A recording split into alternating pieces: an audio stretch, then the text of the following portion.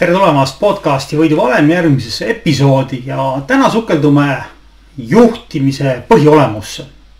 Et mida tähendab tegelikult olla juht, kas juhtimine on lihtsalt ülesanne, mille raames siis toimub käskude andmine, ressursside jagamine või on see midagi sügavamat. Tõeline juhtimine ei tähenda ainult autoriteeti või võimu, vaid tegelikult ka vastutust, otsustusvõimet ja oskus suunata teisi ühise eesmärgi nimel. Juht peab olema kindlameelne, suutma taluda pinget, langetama otsuseid ka keerulistes ja ebamäärastes olukordades. Mina olen Kristjan Kaskman ja siis täna räägime, mis teeb ühest inimesest juhi, kuidas juhtida nii, et sind usaldatakse ja sinu otsuseid järgitakse. Sageli nähakse juhtimist kui ametikohta, kui staatust organisatsioonis, kuid tegelikult on juhtimine midagi enamat kui lihtsalt käskude jagamine. Juhtimine on tegelikult vastutus ja võime mõjutada teisi nii, et eesmärgid saaksid saavutada. Mis juhtimine siis tegelikult endast kujutab? See on suuna ja sihi määramine, ehk siis juht paneb paika, kuhu ja kuidas meeskond liikuma hakkab. Ja tegelikult ka jälgib seda. Ja siinkohal tulebki järgmine selline oluline nüanss on vastutus ehk juht mitte ainult ei anna ette sihi, kuhu minnakse, vaid ka tegelikult jälgib seda, et meeskond liiguks vastava sihi poole ja vastutab ka selles suhtes ka otseselt tagajärgede eest, kui midagi juhtub. Et selline eesmärk saavutada ja kanda ka vajalikku vastutus, siis tegelikult juht peab leidma sellise tasakaalu inimeste ja ressursside vahel. Et mida see tähendab siis? Et juhil on olemas konkreetne meeskond, kellega ta tegutseb ja nende selline teadmiste, oskuste, kogemuste ja ka selline töötundide arv on piiratud. Ja nüüd peab juht leidma sellise tasakaalu selle vahel, et palju tal on inimesi, palju tal on ülesandeid ja millised vahendid tal on selleks kasutada. Ja teiselt poolt ka see, et kuidas protsessid toetavad kogu seda tööd. Ja nüüd peabki juht leidma selle tasakaalu, kuidas optimaalselt kasutada inimesi, tagada vajalikud ressursid õigel ajal õiges kohas ning jälgida, et see, mida töötajad teevad, see, kuidas nad asju teevad, oleksid ka optimaalsed. Ja siit tuleb ka selline neljas kõige olulisem nüanss on see otsustusvõime, ehk juht peab oskama otsustada õigel ajal õigeid asju. Ehk kui ta näeb, et meeskond liigub vales suunas, siis ta peab olema valmis sekkuma ja otsustama, et nüüd teeme teisiti. Kui ressursse napib, siis peab olema juhil võimekus analüüsida olukorda ja leida need õiged vahendid. Ja seetõttu võib-olla peaks mõtlema, et juhtimine ei ole kõigile. Sellepärast, et juhtimine kui selline nõuab tegelikult mingil määral ka vaimset tugevust. Peaks olema kriitilises olukorras jääma ikkagi külma närviga. Ta peab olema kiire kohanemisvõime, eks kui ta läheb uude olukorda, uude keskkonda, siis ta mitte ei hakka keskkonda ise painutama vastavalt oma vajadustel, vaid kohandub olukorraga ja siis vaatab, mis teha annab. Ja kolmas oluline nüanss on see, et juhil peab olema võime ja oskus hoida meeskonda koos ka keerulistes olukordades. Mitte ainult siis, kui on tore olla, vaid ka siis, kui on tõesti probleeme ja tuleb raskustest üle saada. Mis on juhi olemus? Millised on need omadused, mis eristavad tõelist juhti, sellisest keskpärasest või sellisest vähem edukast juhist? Esimene asi on vastutustunne. Juht vastutab oma otsuste eest, mis ta on langetanud ja vastutab ka tagajärgede eest. Ja siinkohal tuleb öelda kohe, et kui me isegi delegeerime oma otsuseid ja oma ülesandeid, mis iganes, siis lõplik vastutus jääb ikkagi juhi kätte. Teine pool, mis vastutustundel vastu vaatab, on tegelikult see, et juht seisab oma meeskonna ees. Kui ta on võtnud vastu otsuse, ükskõik kui populaarne see ka ei ole, ükskõik kui ebamugav see ei ole, ta on meeskonna ees ja selgitab, miks ta seda tegi. Ja teine osa on ka see, et ta vastutab selle eest, et meeskonnal oleks olemas töö, et nad saaksid oma ülesandeid täita. Et kui vajadus on, ta läheb kõrgema juhivalt, ütleb, et kuulge, see ei tööta. Ehk lõppkokkuvõttes on see, et juht tunnistab oma võite ja jagab seda meeskonnaga ja teiselt poolt ta tunnistab oma vigu ja õpib neist, ehk sisuliselt ei astu 2 korda ühte ämbrisse. Selleks, et selline vastutustunne esile tõuseks, on tegelikult vaja juhil sellist tahtejõudu ja vaimset tugevust. Juhtimine ei ole lihtne. Väga keeruline on kriitilises olukorras kaotada, ütleme siis närvid ja hakata emotsionaalselt ennast väljendama. Aga juht peab olema niivõrd vaimselt tasakaalustatud, ka kõige kriitilisemas olukorras suudab ta rahulikuks jääda, kas või näiliselt. Ta võib seest keeda jubedasti närvis olla, aga ta peab meeskonna näitama, et olukord on kontrolli all. Ja vaimselt tugev juht suudab taluda stressi ja langetada, ütleme selliseid ratsionaalseid otsuseid, kui panused on hästi kõrged. Ja kriisiolukordades tulevad eriti välja sellised juhid, kes suudavad meeskonna välja tuua igast olukorrast. Loomulikult on siingi teatud piirid, et kui inimene suudab võib-olla tahtejõuga teatud tasemel stressi taluda, siis mingi hetk organism ütleb ülesse. On puhtfüsioloogilised eripärad, et kui ikkagi aasta otsa on kogu aeg stress, kogu aeg pinge peal, siis ka kõige tugevam, vaimselt kõige tugevam juht murdub. Lihtsalt organism ei pea vastu enam. Siit tulenevalt on väga kolmas oluline omadus, mis juhil peab olema, see, et otsustusvõime. Ta peab suutma langetama otsuseid õigel ajal. Ja ükskõik kui ebapopulaarsed need ei ole, ta peab ennekõike ebakindlates olukordades tegema otsuseid olemasoleva informatsiooni põhjal. Ei saa öelda, et me nüüd täna ei otsusta seda sellepärast, et meil ei ole piisavalt informatsiooni. See ei saa olla olukord. Mingi otsus peab tulema ja see võib olla ka see, et hetkel me hakkame selles suunas liikuma.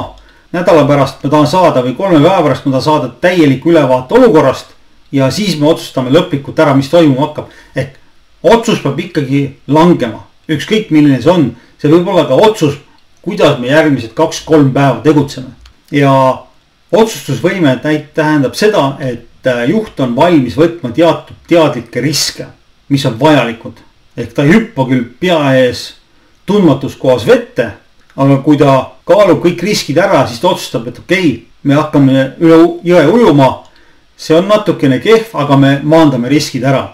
Ja kui me 3 punkti vaatame, siis 4. oluline omadus, mis juhil peab olema, on suhtlemisoskus. Juht peab olema võimeline oma visiooni, oma otsuseid selgelt meeskonnale edasi andma. Ta peab põhjendama, ta peab oskama seda meeskonna edasi öelda. Ja seetõttu parimad juhid mitte ei käsuta, vaid analüüsivad olukorda ja selle põhjal langetavad otsused, mis nad teatavaks teevad inimestele, selgitades, argumenteerides oma otsust ja läbi selle otsuse innustavad nad oma meeskonda. Ja tänu selle läbi suhtlemise, kuulamise on tegelikult juhil võimalus üles ehitada usaldus ja austus. See, mis tegelikult tõelisi juhte teistest eristavad. Loomulikult ei ole juhtimine selline lillepidu või laat, kus me tuleme kokku ja lõbus on olla ja tore on midagi teha. Siis on olemas ekstreemsed olukorrad ja siin tulevad välja need tõelised juhi kvaliteedid. Tõeline juhi omadus, mis aitab, ütleme selliselt keerulises olukorras meeskonnal välja tulla. Ja organisatsioon näeb, et kes on need tegelikud juhid. Ütleme niimoodi, et kui vaadata eraettevõtlus, siis on erinevad ärikriisid, kus tekivad olukorrad, kus ettevõttel mingid riskid realiseeruvad ja siis tuleb võtta vastu raskeid otsuseid. Ja siin tulevadki välja need tõelised juhid, kes analüüsivad olukorda, kalkuleerivad kõik riskid ära ja teevad põhjendatud otsused, et näiteks ärikriiside puhul väga palju vaadatakse see, et kui hakkab probleeme tekkima tuludega, siis hakatakse kohe kärpima. Kõige imelikum on see, et kärbitakse kulude pealt, mis on tegelikkuses minimaalsed ja mõjutavad organisatsiooni eelarvet suhteliselt vähe, nagu näiteks kohvi, suupisted ja nii edasi. Oluliselt mängivad suuremat rolli erinevad protsessid, tegevused, mis võib-olla ei ole optimaalsed. Et ärikriiside puhul tõelised juhid lähevad esmapilgul vaatama see, et kus meil tegelikult king pigistab ja mida me saame teha selleks, et seda kinga pigistamist elimineerida tööprotsesside ümbervaatamisega. Teine olukord, kus tõelised juhid välja tulevad, on see, et kui selline mitte ainult kriis, vaid ka ärikeskkond ja üldine tegutsemiskeskkond muutub ja kus tuleb tõesti kiiresti otsuseid vastu võtta. Ja siin ongi selline, et tõeline juht võtab kokku meeskonna, üritab aru saada, mis on see olukord, mis on need faktid, mis on need andmed, mis on see informatsioon, mis meil täna on ja selle põhjal teeb ta siis oma otsused ja reageerib muutustele, kui vajadus on. Ja kolmas, kus tõeliselt juhid välja tulevad, on see, et kui tekivad meeskondades konfliktid. Inimesed on inimesed.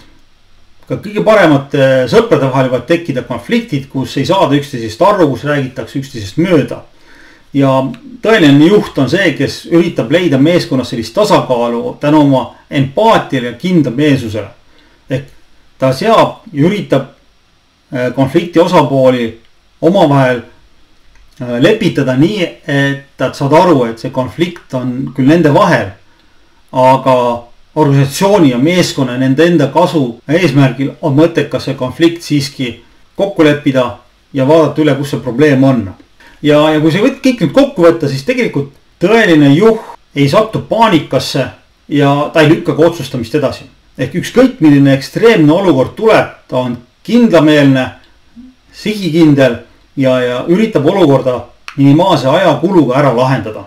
Kui me vaatame kõiki neid omadusi, siis tegelikult tuleb öelda, et juhtimine ei ole sünnipärane oskus. Juhiks ei sünnita, juhiks arenetakse.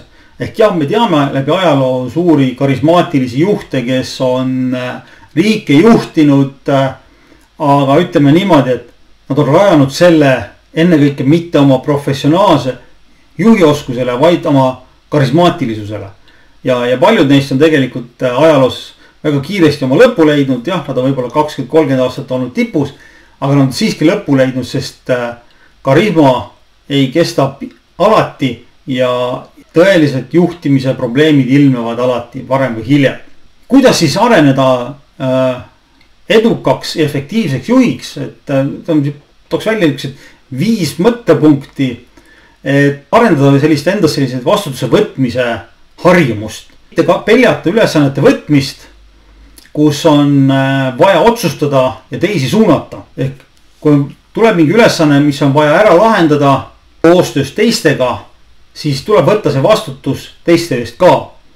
Jah, ma võin delegeerida ülesanne teistele, aga ma võtan vastutuse ja jälgin seda, mis toimub. Et väga oluline nüanss, mida juhtimise puhul vähe tähtsust on see, et kontroll. See ei ole selline manageerimise kontroll, vaid see, et juht mingil hetkel aeg-ajalt käib ja küsib töötajat, et kuidas sellega on. See aitab tal hoida kogu asja kontrolli all. Teine oluline nüanss on arendada otsustusvõimet. Ehk siis harjutada kiirelt ja loogiliselt otsuseid langetama erinevates olukordades. Otsuste vastuvõtmiseks on olemas teatud protseduur, teatud protsess, mis tuleb läbi käia. Ja kui hakata selliselt malli järgi käima kogu aeg samm-sammult, siis mingi hetk see sööbib mällu, võib isegi öelda lihasmällu, kus siis inimene hakkab automaatselt vastu võtma otsused teatud etappide kaupa. Kolmas oluline on tegeleda oma emotsioonidega, vaimse poolega. Ehk üks asi on see, et mis ütleb ka vana sõna eestlastele, et terves kehas terve vaim, et selline füüsiline koormus on see, mis aitab ka vaimul tervena püsida. Ja tegelikult siin aitab ka õppida selgeks ja endale võib-olla kuskile üles märkida see erinevad meetodid, harjutused, kuidas mingis olukorras hakkama saada, et kõige lihtsam näide on see, et kui tuleb mingi ebameeldiv uudis, siis mitte hakata selle peale kohe emotsionaalselt reageerima, vaid anda aega sellele settida kas või 10 sekundit ja siis vaadata uuesti otsa. Siis on selline adrenaliini tase on alla läinud ja siis vaatad tegelikult sellele asjale hoopis teise pilguga. 4. on suhtlemisoskuse arendamine. Ehk see on see, millega meeskonnaga luua kontakt. Et arvatakse, et juht peab olema hästi hea suhtleja, hästi palju rääkima, ilusti rääkima ja nii edasi. Tegelikult on see, et juhi võlu peitub selles, et ta suudab kuulata, suudab peegeldada ja mõista seda, mis meeskonnas toimub. Ehk seetõttu öeldakse ka tihtipeale, maailma parimad juhid on tegelikult introverdid, nad kuulavad. Ja ekstraverdid hakkavad need, kes hakkavad kohe midagi vahele rääkima. Et õppida suhtlema, kuulama, peegeldama ja mida rohkem kuulata ja mida rohkem peegeldada ja suunata meeskonda, seda parem kontakt tekib meeskondade ja tekib usaldus. Ja siin on ka 5. punkt, et õpi nendelt, kes on olnud head juhid, kellel on midagi näidata ja kellel on midagi taustaks ka olemas. Ehk siis tegelikult lõppkokkuvõttes, kui me vaatame, siis juhtimine on pidev arenguprotsess ja tegelikult parimad juhid õpivad ja kohanevad pidevalt ise. Nii, aga kui olen rääkinud juhtidest ja juhtimisest ja edasi, siis tegelikult on alati tulnud mõned sellised küsimused, mis on sellised hästi standardsed. Et ma olen juba maininud, et mõned küsitakse, kas juhtimine on kaasasündinud või õpitav oskus ja teda ma olen tegelikult tänasel podcastil ka maininud, et kuigi mõnel inimesel võivad olla sellised loomupärased liidriomadused, siis tegelikult on juhtimisoskust võimalik teadlikult arendada ja enamus neid valdkondi, kus tahaks ja peaks ennast arendama, on tänases podcastis ja ka ära räägitud. Siis on küsitud minu käest ka seda, et kuidas teha raskeid otsuseid, kui info on puudulik. Jah, meil ei pruugi olla alati olemas täis informatsioon. Samas raskeid otsuseid tuleb võtta vastu olukorras, kus ongi vähe informatsiooni. Ja siinkohal on tegelikult väga hea nipp, mis ma olen kogenud ja õppinud oma varasemates karjääris riigikaitses, on see, et me võtame vastu otsuse tänases teadmises, mis meil on. Me kaalume ära need riskid, mis meid võivad oodata ja siis nende faktide baasil me teeme esialgse otsuse. Me teeme esialgse otsuse, kuidas edasi liikuda teadmise, et me hakkame nüüd rohkem informatsiooni koguma. Me üritame olukorrast parema pildi saada ja siis langetame järgmise otsuse. Ehk parem langetada argumenteeritud osaline otsus kohe, kui lükata otsuse langetamine edasi, sest me ei tea, mis võib juhtuda. Olukord võib päris keeruliseks minna. Siis on küsitud, et kas hea juht peab olema karm. Et see on selline väga tore küsimus, et raudse rusikaga juht. Tegelikult mitte mingil juhul. Edukas juht on see, kes suudab igas olukorras olla kindlameelne ja samal ajal ka õiglane inspireeriv. See juht, kes kogu aeg kisab ja valju häälega räägib, võib tunduda ukse taga, et on selline kindlakäeline. Siis tegelikult on kõige efektiivsemad need juhid, kes suudavad rahulikult, tasakaalukalt töötajatega suhelda ja nendele siis seda inspiratsiooni anda. Kuidas tulla toime juhtimine kaasava stressiga? Jah, juhtimine on stress. Ma olen juba öelnud, et siin on erinevad harjutused, erinevad võimalused, kuidas tasakaalustada vaimne pinge füüsilise koormusega ja kuidas oma emotsioone võib-olla juhtida. Ja tegelikult on väga oluline juhtide puhul see, et mingi hetk tuleb öelda nii, et nüüd stopp. Kui ma nüüd astun veel ühe sammu, siis on allakäigu meie teekond. Ehk mingil hetkel peab juht mõistma, et nüüd ma pean võtma nädalase pausi. Selle nädalaga tõenäoliselt ei juhtu mitte midagi, aga kui ma seda pausi ei võta, siis kukun ma rivist välja pikaks ajaks. Ja see on tegelikult see moment, kus ka organisatsiooni kõrgem juhtkond peab vaatama, mis nende organisatsioonis toimub. See on tegelikult organisatsiooni töökultuuri ja juhtimiskultuuri lahutamatu osa, et vaadata, milline on organisatsiooni selline stressitase, vaimse tervise tase, kuidas meeskonnad ja juhid sellega toime tulevad. Aga jah, juhtimine on tegelikult midagi enamat kui lihtsalt ametikoht, midagi positsiooni ja nii edasi. See on vastutus, see on oskus suunata teisi ja see on oskus teha keerulisi otsuseid. Ja tõeline juht ühendab endas vastustustunde, tahtejõu, otsustusvõime ja oskuse inimese kaasa haarata, inimesi inspireerib. Kas sina oled valmis juhtima? Millised omadused vajavad sinus arendamist, et saada veelgi paremaks juhiks? Kui sul on mõtteid nende küsimuste kohta, siis jaga seda minuga. Ja aitäh, et kuulasid. Kui see tänane teema pakkus sulle mingit väärtust, inspireeris sind mõtlema, andis sulle ideid, siis jaga seda minuga. See aitab kaasa ka järgmiste episoodide tegemisel. Aga seniks kohtumiseni järgmises osas.